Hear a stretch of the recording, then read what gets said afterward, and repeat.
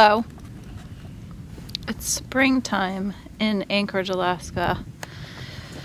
It's April 21st, 2017. This is what it looks like in spring. Brown and gray, no leaves. The green you saw above the soccer field I'm sitting at in our state park, Kincaid Park, is fake grass. But it's like 50 degrees and beautiful, so I decide to come outside and do a video I've been meaning to do for a really long time. You know, I like to share about things I've gone through and hope that they help other people.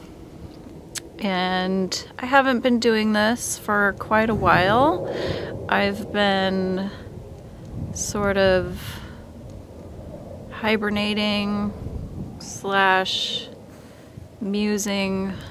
What is my next move? I don't really know. I had, you know, this time period a few years ago where I had a lot of ambition and not a lot of tools. And now I have all the tools and not a lot of ambition. I honestly don't know what I want to do. I'm trying to find a home for a screenplay that I wrote. And I'm thinking more that the limelight isn't really for me after striving for it for so many years. But I still have a lot of creativity and positivity and contributions to make to the world, so I'm not going to disappear. I'm just waiting for inspiration. While I'm waiting, I do have a huge topic that I wanted to discuss with you guys because I had some experiences this winter that grew some knowledge that I think a lot of people could use. One of the problems that I see with the world right now is that a lot of people who are basically primed to be huge planet shifters and world changers are in pain and they're suffering and they're not doing the work that they came here to do. Now, this has been me at many points in my life. Sorry, I'm having a hard time holding the camera at my face because the sun is in my eyes. I can't really see. I'm trying. Here's the thing. I personally have suffered from many types of dis-ease, discomfort, physical, mental, emotional, and spiritual pain. And I've done many things to counteract this. And a lot of it has just been understanding and creating awareness and self-introspection, connecting to the higher mind of the universe, receiving insights and knowledge. And some of these things have come through hard-won experience. And one of those more serious things has been being dependent on opiates multiple times in my life. Usually for chronic pain. Most recently, it was because of an acute injury. I fell down my basement stairs and I sprained the crap out of my ankle. It was black and blue all around my entire foot. It was swollen and multiple x-rays showed that there was no fracture, but it was excruciating. You know, the orthopedic surgeon told me that these sprains are often more painful than breaks. Well, anyway, I was in this foot cast for a month or more, and it coincided with a pre-planned trip I had made to Costa Rica, and the intention was to check off dolphin swimming off my bucket list, but we got rained out. That didn't happen.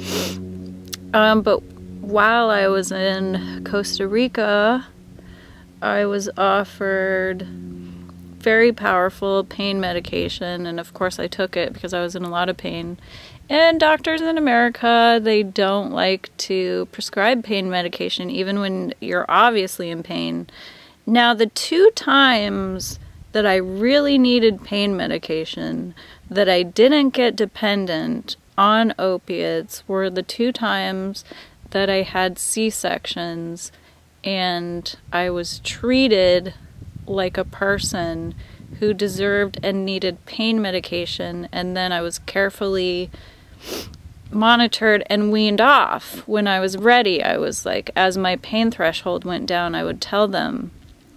Now, my problem is I have a high tolerance for pain medication, a fast metabolism that spits out medication. My personal half-life is much faster than many people's, but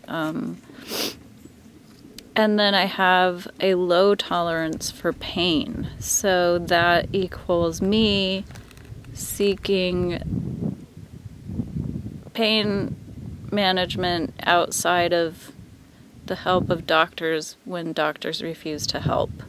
So when I was standing outside of a casino in Costa Rica, and, you know, every time you go outside, someone asks you, hey, you want some, what do you want? The cocaine, heroin, I got the good heroin, painkillers, opiates, benzos, Xanax, I got that, anything you want. They're just standing there waiting to sell it to you for pretty cheap, considering, because it's a third world country, but, so of course I didn't say no, I was in pain, so I lived it up in Costa Rica, and by the time I got home, dependency was pretty well formed, and then I used kratom because I was still in pain and I wasn't ready to detox cold turkey. Well, this was not my first rodeo. I once was dependent on pain medication. Before I found raw foods, I used to have excruciating back pain, and it's like in my hip and it radiates to the lower back. My hip is turned slightly inward from falling on it a few times when I was younger. And, you know, after getting healthy and going through all sorts of healing protocols like acupuncture, deep tissue massage, chiropractic, yoga, just eating non-acid forming foods like low, what is it called? I'm thinking. I can almost see the word that I want to say. Alkaline. Eating an alkaline diet really helps keep inflammation down. So even though my hip is turned inward and causes pain issues for me, it's not nearly as bad as it was when I was just eating shit and drinking and smoking every day. My nose is running because it's a little chilly out here, but so my hip still does act up from time to time, and for that I typically will turn to kratom. Now, kratom is still a semi-dangerous thing, and if you're someone who has accidentally gotten dependent on kratom because people tell you it's not addictive and they lie, or they don't know, or they're just not aware, I actually had an argument with someone who told me that it's mental. And then, no, it's not. Kratom taps into the opiate receptors, and even though I would say it's a good choice for someone who has chronic, unsolvable pain, because it has way less side effects than opiate medication, but it still is habit forming and will cause the same exact withdrawal symptoms as opiates, like sweating and shaking, and you feel like you're on fire inside, you're sneezing, and your nose is running, and you just feel like shit, you can't do anything. I've had the misfortune of finding out that you can get just as addicted to kratom as you can to other opiates. So if you want to get off opiates but you're in chronic unsolvable pain, I would say kratom is a good choice for you. But if you're addicted to opiates because of an injury that has already healed, like I was with my ankle, or if you are just using them for relief from emotional pain, or you just like how they make you feel but you've gone past that and you want to get off of them, I do have the answer. I went into a walk-in clinic and I was like, hey, look, I overused opiates because of being in extreme pain from my ankle, and even though I'm still in a little bit of pain, I don't want to be dependent on opiates. This isn't how I want to live my life. Can you help me? And they did prescribe a medication that I had never heard of, but worked wonders. And I'm sharing that with you today. If you want to get off opiates, there is a medication. It's called clonidine. Here, I'll put it right here. I'll spell it for you. Not to be confused with Klonopin. You don't want to get addicted to benzos. I've heard those withdrawals are even worse. Like, you're looking at like 2 weeks with opiates. I have heard people looking at 3 months from getting addicted to Xanax or other benzodiazepines, and that sounds like hell to me, because 2 weeks is enough hell to go through. And even after 2 weeks, then you still are rebuilding your life. You're rebuilding your own ability to create endorphins. You really need to go work out. You need to eat healthy. You need to detox your body in order to get back to a place of functionality and positivity. And we need you. We need you in this world to be using your creative gifts and your insights and be giving them freely so that we can have the awakening that we're all looking for. So if you can, and if you have insurance, I would highly recommend checking out a walk-in clinic and just telling them what you're going through, because, there are people who really want to help. If you are ready to be off opiates, there is medication that can help you, and it's non-habit forming. It takes about 2 weeks. It's sort of a mild tranquilizer.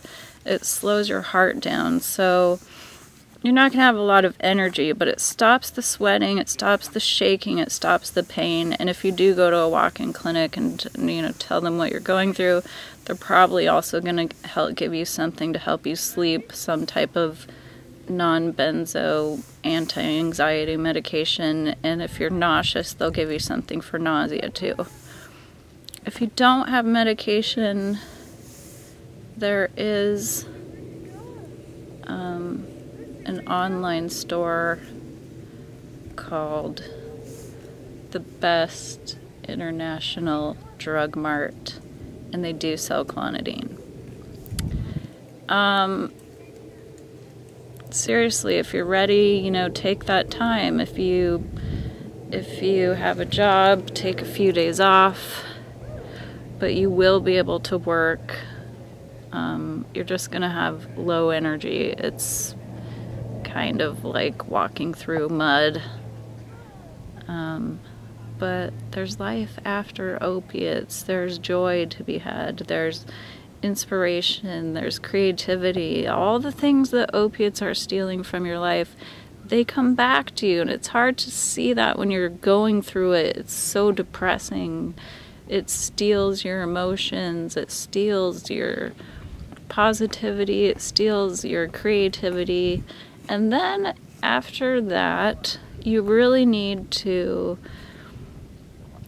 get your vitamin and mineral levels in balance, because these are things that cause depression and lead you to look for an alternative source of being out of that emotional pain. But really, if you're depressed and there's nothing like life changing going on that's causing the depression, like someone died, or you know, serious loss or whatever, if you don't have some particular reason to be depressed and you're depressed and you don't understand it, your vitamin levels and mineral levels are off. You're not getting the things that your brain needs to function, because even though shitty shit is going on in this world, it is still a beautiful place. And if you watch the news, it may seem like, you know, everything is going to shit, but if you go outside, the birds are still singing. There's still people who smile at you when you walk down the street. And there's still all of this stuff inside of you waiting to be born. Like they say, don't die while your music is still in you. That music is still there, and it's waiting to come back to life. It's waiting for you to be inspired. It's waiting for you to connect to your spirit and your higher power. And those things are all there. They're waiting, and you can have them back. You can have much more than you ever expected to have if you're willing to do the work. And if you're willing to do the work, you know, some people say there's 12 steps, but I think there's more after the 12 steps. There's more steps. There's, you know, getting your body healthy by doing daily exercise, getting out in nature. I personally love to get on the trampoline because it moves your lymphatic system. And in the winter, I will go to the gym. I will even go tanning to feel better. And you have to do that. You have to move that creativity that's inside of you outside of you. And it's not about, you know, it's not about making it for other people. It's about the process of going through it. You are a creative being. You are a creator. And you're here to do amazing things. And if you're letting your life be dictated by a pill or a needle or even, you know, marijuana, it just zaps the functionality and motivation right out of you. Cigarettes, alcohol, anything that takes over and becomes more important than your regular daily life is stealing from you. And it's stealing from all of us, because we all need what you are here to give to the world. So please, I implore you to save your life. Bring your creativity and motivation back online, because there is a world, a better world, that's waiting to be born. And all of us indigos, crystals, star seeds, rainbow children, whatever you want to call yourself, you came here for a reason. The world is waiting for you. And you, you are the one you've been waiting for. I love you guys. I'll talk to you later. Bye!